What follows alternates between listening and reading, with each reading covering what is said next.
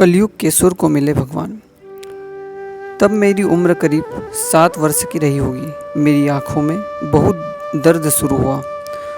इसी दौरान मेरी आँखों की रोशनी बिल्कुल जाती रही और कुछ ही दिनों में मेरे लिए यह दुनिया पूरी तरह अंधेरी हो गई। बचपन से ही शिक्षा के प्रति मेरा रुझान था। माँ सरस्वती की कृपा से मेरे विद्यायन में रोशनी का अभाव कभी बाधक नहीं बना।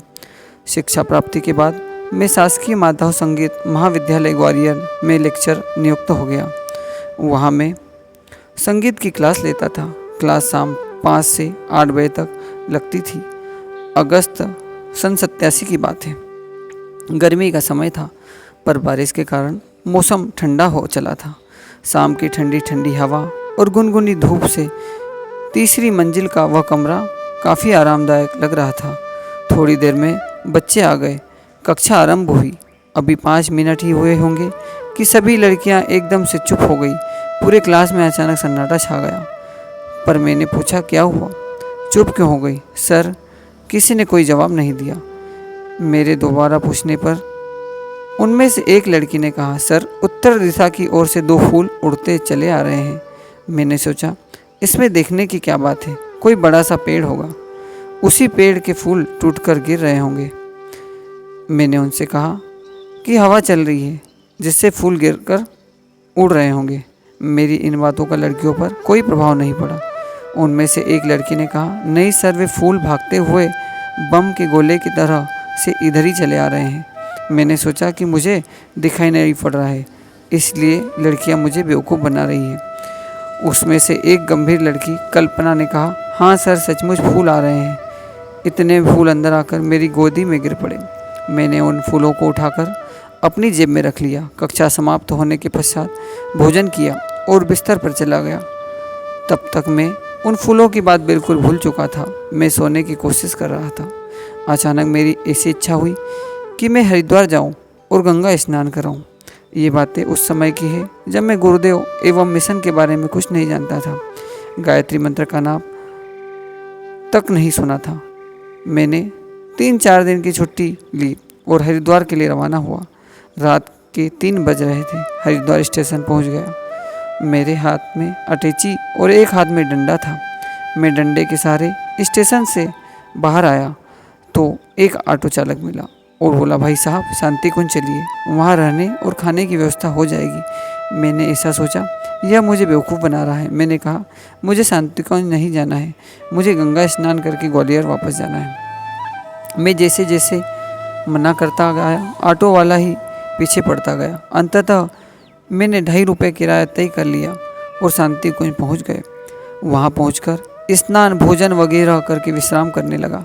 पहले दिन सफ़र की थकावट थी, इसलिए शाम को जल्दी ही सो गया। रात को 11 बजे मेरी नींद खुल गई तो उठकर नहा धोकर रात 12 बजे ही मैं माला लेकर बैठ गया। उस समय मैं शिव भक्त था। शिव जी के मंत्र के अतिरिक्त मुझे दूसरा मंत्र नहीं आता था, लेकिन मैं जब जब करने बैठता, यह क्या, शिव मंत्र की जगह मेरे मुंह से ओम भू ओम भू ओम भू निकलने लगा।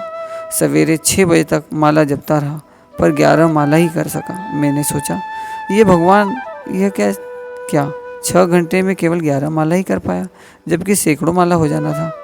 दोपहर को भोजन विश्राम के बाद लोगों ने मुझसे कहा कि चलो गुरुजी के प्रवचन में। उस समय गुरुजी के प्रवचन के बारे में मैं नहीं जानता था। सभी लोग जा रहे थे, अंततः मैं भी चला। प्रवचन के दौरान गुरुजी ने टेबल पर अपने हाथ को पटक कर जोर से कहा, 11 माला से क्या होता है, नाश्ता भी नहीं होता। यह बात उन्होंने 3 बार कही। मुझे आश्चर्य हो रहा था, कहीं यह शब्द मेरे लिए तो नहीं है, लेकिन इन्हें कैसे पता चला। प्रवचन समाप्त होने के बाद भी मैं सोचता रहा। याद आया, कोई एक भाई कह रहे हैं, गुरुजी महाकाल के अवतार है। यहाँ कोई अपनी मर्जी से नहीं आता, जिसे वे बुलाते हैं वही आता है। मेरे रोम रोम में इसकी सच्चाई को स्वीकार किया। याद आई वो फूलों वाली घटना। फिर अचानक हरिद्वार आना। स्टेशन पर ऑटो वाले की जिद में अंतर तक रोमांचित हो उठा। 3 दिन किस तरह बीत गए कुछ पता नहीं चला। अनमने भाव से मैं वापस भी आ गया। फिर पहले की तरह संगीत की कक्षा लेने लगा, लेकिन सब कुछ पहले जैसा नहीं हुआ। ऐसा लगता जैसे कुछ महत्वपूर्ण चीज़ छूट गई हो। इसके बाद कई बार शांति कुंज आया। गुरुदेव और माता जी का स्नेह पाकर मुझे लगता था जैसे जन्म जन्म के माता पिता मिल गए हों। पर एक प्रश्न हमेशा साथ लगा रहा। गुरुदेव ने मुझे प्रयत्नपूर्वक बुलाया तो आखिर क्यों? इतना जवाब सन 1984 में मिला। एक दिन मुझे सांप ने काट लिया और पैर खूब खून बह रहा था और पैर फूल गया। चलना फिरना मुश्किल हो गया। ऐसा लगा जैसे चारों ओर अंधेरा छा रहा हो। धीरे धीरे से चेतना लुप्त होती चली गई। साथियों से पता चला कि मेरे बेहोश होने के बाद डॉक्टर ने होश में आने के लिए इंजेक्शन लगा दिया था।